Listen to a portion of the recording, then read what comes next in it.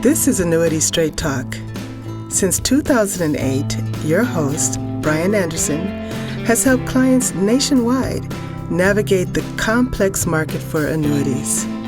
With Bryan's assistance, hundreds of clients have achieved a profitable and secure retirement. I would know, because Bryan has answered many of my questions concerning annuities and retirement planning. So that you can benefit as well, let's get started.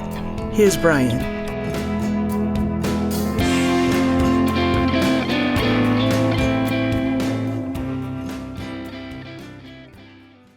Hello and welcome everyone to the Annuity Straight Talk podcast, episode number 64.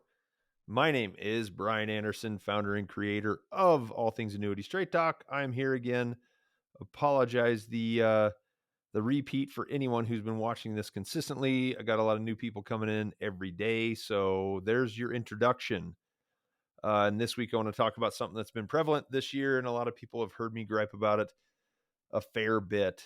So I wrote this little newsletter. And this week it's a very short newsletter, just kind of gets right to the point.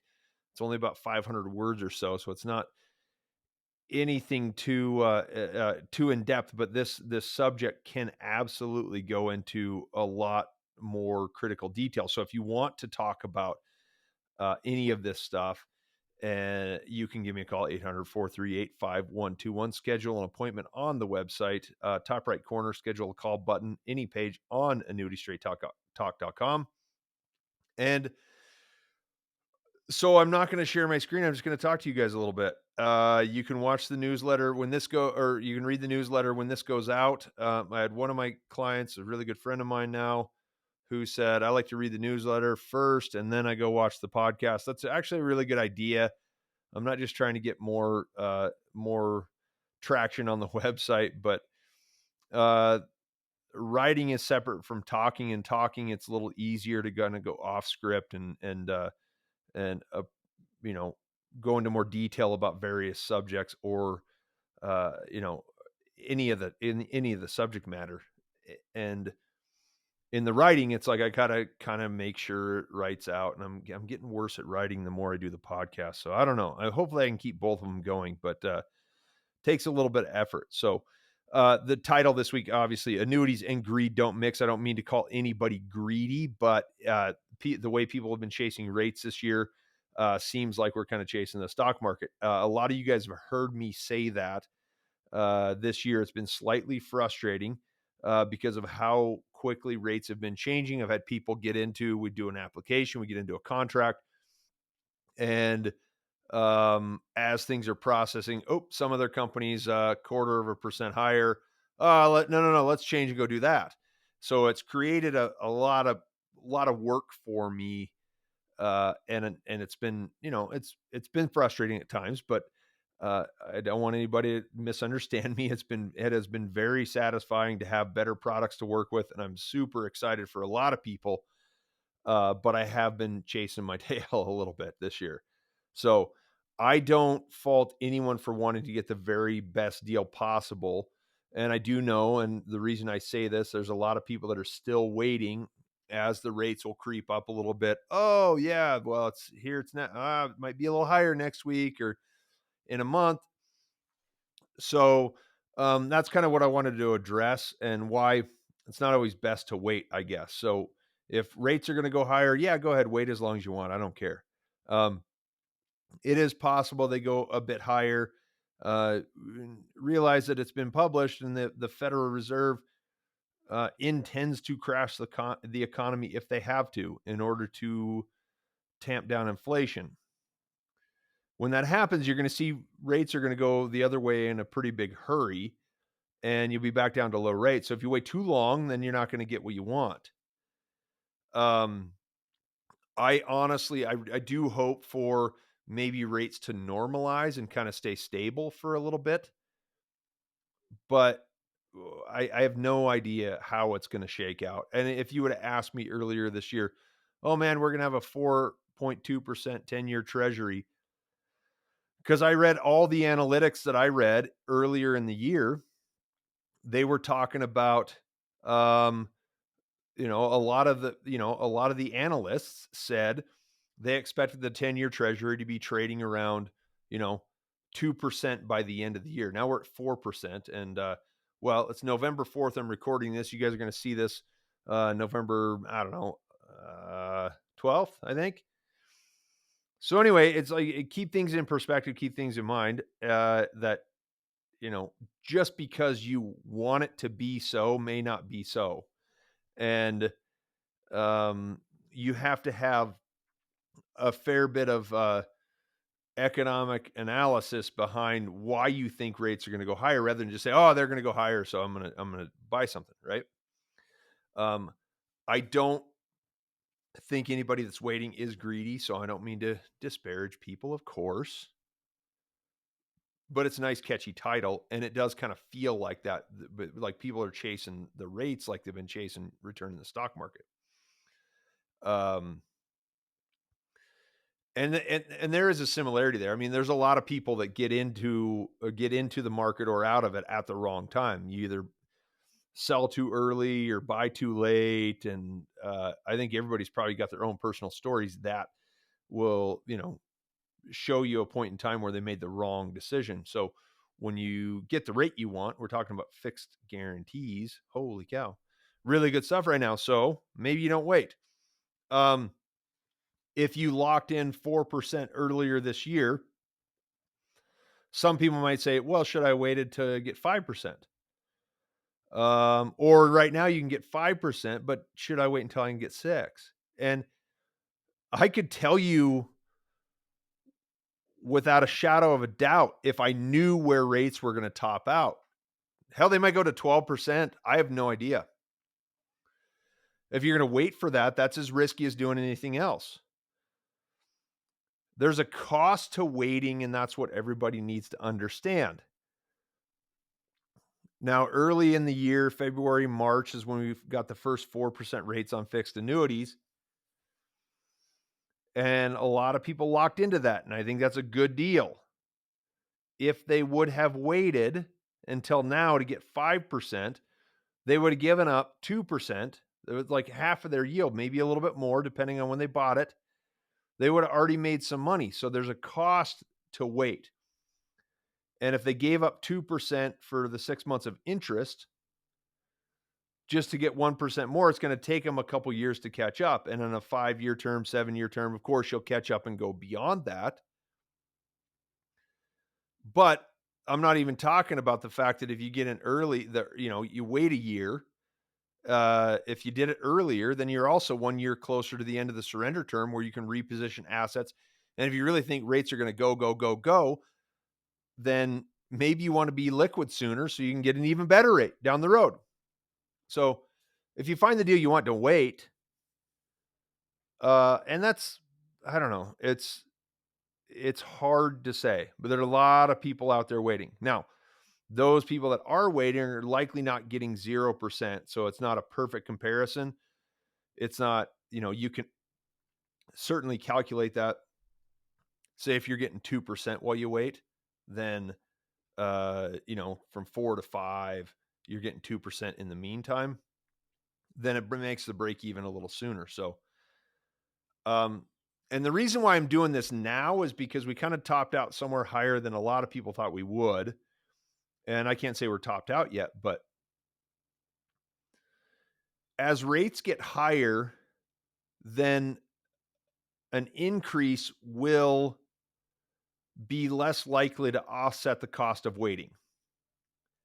So the difference between if a 0.5% difference at 4% is a much greater difference than a 0.5% at 5%. So you just divide 0.5% by 4 and 0.5% by 5. At 4, you've got 8 compounding periods to match. And that's just basic arithmetic. That's arithmetic. It's not geometric. So obviously compounding is going to change that a little bit, but 8 compounding periods versus 10 to equal out. And so as rates get higher, and I think like if you want to go to the extreme, you say, oh, what's the difference between getting 90% return and 91% return? if you had to wait a year, if you could take 90% now and wait a year to get 91%, it would take you 90 years arithmetically and geometrically with compounding. It would be less than 90, but still, it would take you that long to catch up. So at some point, you're going to have to wait. Now, convexity is a term used in bond markets to explain the relationship between bond prices and changes in interest rates. So to calculate convexity, you need a yield and a duration. And as the duration gets longer and the yield gets higher, then you have more volatility in the price of a bond. Within that analysis of convexity lies an indicator that tells you why it's not always best to wait for rates to go higher. And that's the 0.5% at 4 versus half a percent at 5. As rates run higher, there's less marginal benefit for waiting to get more. So this is kind of meant to tell everybody not to simply not to just chase rates, but like focus on your plans and your ideas, like your desires, your financial plan, and what rate works, what rate locks it, and what rate guarantees it, and what rate gets you there. And if you get that rate that's going to solve all your problems, why in the world would you risk just to get a little bit more? Because it's going to take you time, and that time has a cost. And so that's kind of like it goes along with the last couple of podcasts I've done. So this is why I say like annuities and greed don't mix. I like the stock market's for greed, like real estate's for greed. And you can be calculated in either one of those, but you don't want to sit there and chase yield on safe stuff. Safe stuff is stuff you put away. And when it comes to the world of annuities, like we're talking about solving retirement problems, right? We can do any of it with 5% right now. We can do most of it with 4%. I don't think that anybody who locked in a 4% deal, 4.1, 3.9 early in the year, I think they got in at a really good time and they'll probably be happy. In the long run, I expect rates to probably come back down a little bit. But annuities are not for greed. You do greed elsewhere. You stuff your money into a safe deal. Now, I could go to a B plus company and get 5.7 or 8%. I'm not going to do a B plus company. I'm not greedy enough to do that because it's not worthwhile. Annuities are for safe. Annuities are for protection. Annuities are for peace of mind. So my job is getting easier because we do have good rates to work with, but I want you guys to keep your eye on the ball and realize that if you find the rate that's going to make it work, then take it and be done with it, right? I'm not faulting anybody who wants to wait if rates go higher. Just remember that you might it's going to cost you something to get there and you might end up settling for less at some point. Like rates don't always just go up or down, like they change. And the reason why I was ragging on bonds for the last 7-8 years is because I saw where rates were. They're going to go up at some point, and we didn't know when. A few years ago, I thought rates were going to stay really low for a long time. Now we're somewhere around like the long-term average is where we're at. So you take the long-term average, which every financial model is built on, a long-term average, and you can get it done, lock it away, and be finished. If you want to wait a month or two. And again, another reminder that the Fed changing rates is not what sets your annuity yield. That is not what happens. We've got a supply chain issue that's led to a lot of inflation. We have the strengthening US dollar because we're a safe haven. I mean, the British pound basically collapsed. Everything else, every other currency is down. That's another reason why we get inflation. A 5% yield on an annuity is preferable to losing money in the stock market. I know we've been on a nice rally lately. I don't think that's going to continue. And I'd love to be wrong because I don't want to see anybody lose money. But the Fed changes in rate policy are not going to affect your annuity in the long run. You might get a blip. You might be able to lock in, but if you don't want to take 5.25% and you're instead waiting for 5.5%, and the people who have told me that, they know who I'm talking to them right now. Maybe you get it and maybe you don't. But if you don't want 5.25%, what are you going to do when it drops? I like this story from like the late 80s when the Treasury went from, 10% to 9.5%. And then, in the early 90s went to 9%, and everybody's saying, well, we'll wait till it gets back to 10%. That's what I want. And they waited and waited, and the Treasury dropped and dropped and dropped, and rates came down, down, down, down, down. That's where we're at right now. It's finally started to turn around. Do you think it's going back to 10%? I mean, I suppose if you waited a year to get 10%, then you'd be okay. But do you really think it's going there?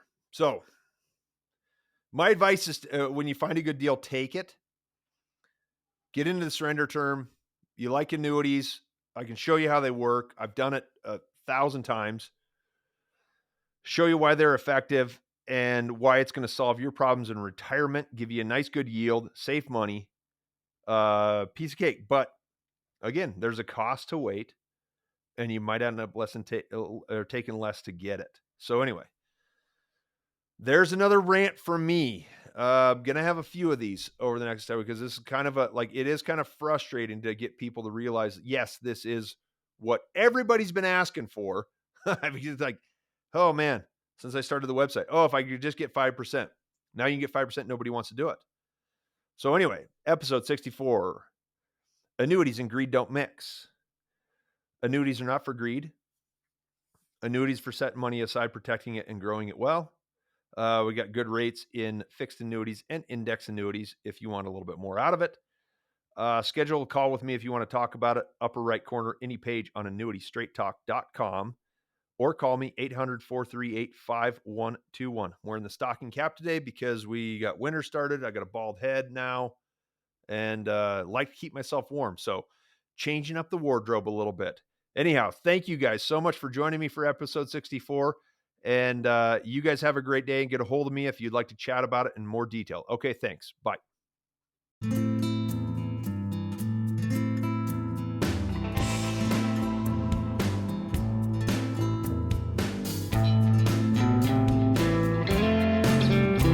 You have been listening to Annuity Straight Talk.